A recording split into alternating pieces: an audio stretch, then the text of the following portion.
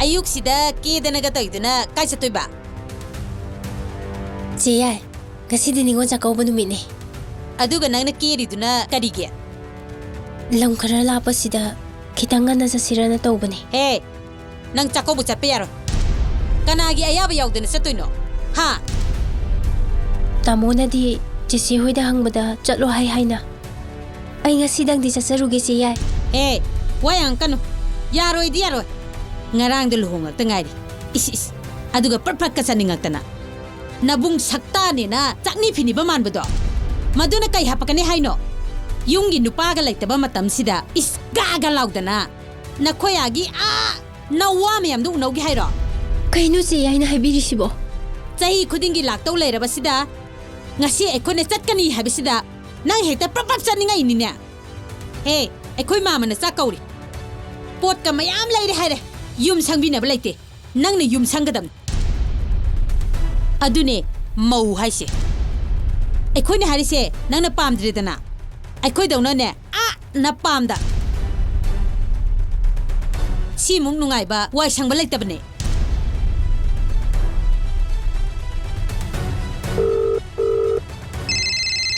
kanai phone aduna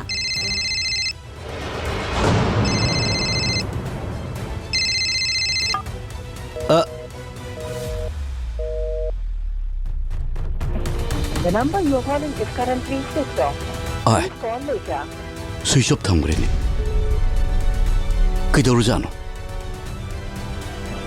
The number you are calling is currently switched off. Kaino switch off lesin. Call later. Jeda toke.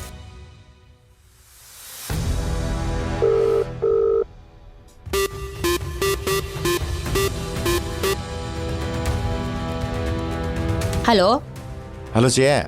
Anthoi Chakouba chakra natro. auto ma pharaga chakre Kana ga chakhi ge. matomta Mau masak phajaki brava. Phajan ke ki bra. Mimang da di chopor ko.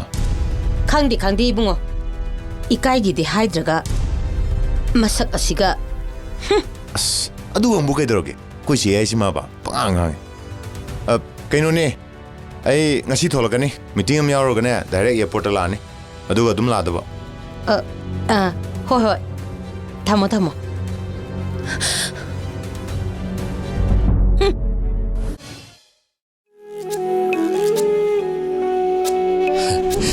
Lagli Ningol Chakouba numit tadi nang na tana law ko. Hawba hawtaba ipung pa chakcharam tadi chaminas.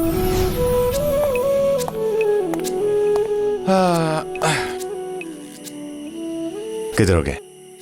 Aina Chakouba thimbidre na nang sairo. saudida Se. Nangini lek bane. Pambreo.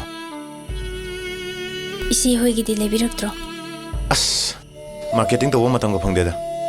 Yapo manung de lek bane. Ai ko ne.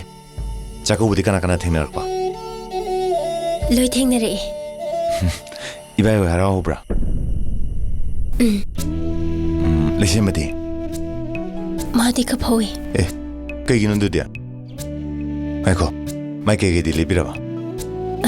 yam lebireda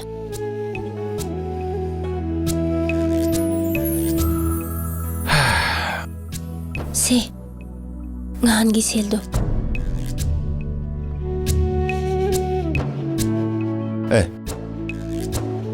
CDM ta season adraba. Kedroge. isi hoina loi lebire Pare.